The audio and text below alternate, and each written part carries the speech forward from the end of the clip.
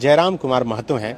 जयराम जी, गुरु जी का जाना कितना बड़ा आघात है आपके लिए इस स्टेट? व्यक्तिगत रूप से भी आहत है, क्योंकि हम लोग बड़े हुए हैं उनके किस्से और कहानियों को सुनकर। विनोद बाबू, गुरुजी, कमरेड एके राय, टिकलाल बाबू, शिवा बाबू, उनके कहानियों को सुनकर ही हम लोग बड़े हुए थे। और वास्तव में गुरुजी का जन्म बेशक नेमरा में, रामगढ़ में हुआ है, उस समय के हजारीबाग, लेकिन उनका कार्यभूमि धनबाद, बोकारो, गिरिडीह और संथाल परगना रहा है।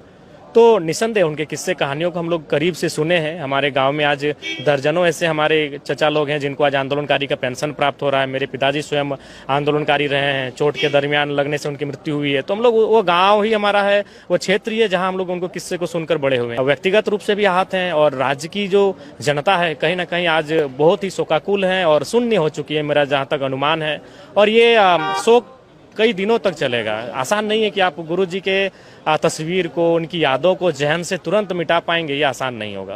आप तो पढ़ते रहते हैं, जानते रहते हैं, कोई प्रसंग गुरु जी के बारे में याद हो आपको? देखिए, चूंकि हम लोग की जो आयु उस समय काफी कम थी, और वास्तव में गुरु जी को जब नामकरण हुआ है, गुरु जी वो टुंडी से ही हुआ है।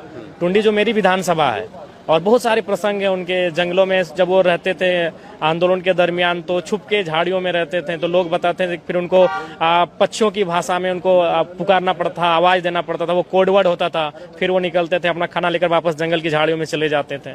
जल जंगल जमीन की लड़ाई लड़ते रहे, झारखंडियत की बात करते रहे, आप भी वही बात बिल्कुल। और निसंदेह गुरुजी, हमें लगता है कि मुख्यमंत्री बनने के बाद भी, कई अवसरों पर लोकसभा सांसद बनने के बाद भी, केंद्र मंत्री बनने के बाद भी संघर्षशील रहे हैं। लगातार संघर्षों से नाता रहा।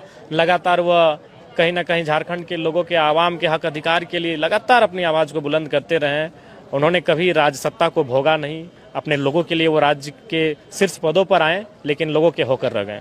आपकी कभी मुलाकात हो? नहीं, व्यक्तिगत रूप से कभी उनसे मुलाकात नहीं हो पाई। उनके साथियों से होती है, वो किस्से सुनाते हैं।